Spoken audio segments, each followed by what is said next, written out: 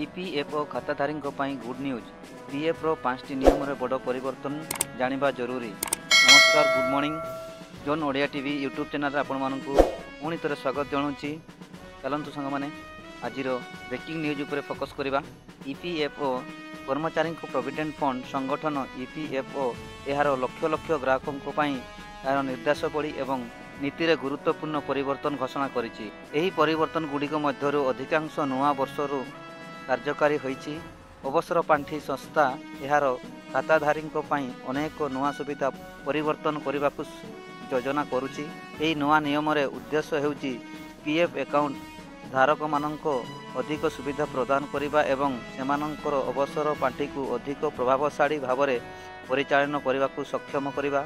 एही परिवर्तन गुड़िक उभय सेवाकारी क्षेत्र एवं सरकारी कर्मचारी को लाभ करने को लक्ष्य रखिछि। चलतु ये नुआ नियम गुड़िक विस्तृत भाव में जानिबा। 2025 रे पीएफ खाता पाई 5टी नुआ ईपीएफ नियम। एटीएम माध्यम रे पीएफ टंका प्रत्याहार करिवार सुविधा। ईपीएफओ एक नुआ सुविधा जानिछि यार सदस्य माननकु एटीएम माध्यम रे पीएफ टंका प्रत्याहार करने को अनुमति देबो। आर्थिक सेवा 2025 2026 अर्थात आर्थिक वर्ष रे उपलब्ध हेबो बोली आशा करा जायथिबा। एही सेवा ग्राहकों को बहुत सुविधा प्रदान करी 24/7 पांठी जगाइबो। दंपति संप्रति सदस्य माननकु सेमानंकर पीएफ पांठी सेमानंक बैंक अकाउंट को स्थानांतरित हेबा पाई 7 ରୁ 10 दिन अपेक्षा करने को पड़िबो।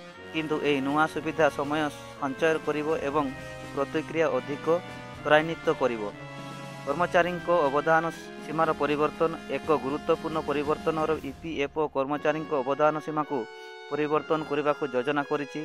संप्रति कर्मचारी माने सेमानंकर मौलिक वेतनर 12% प्रत्येक मासर सेमानंकर ईपीएफ अकाउंट रे योगदान करती।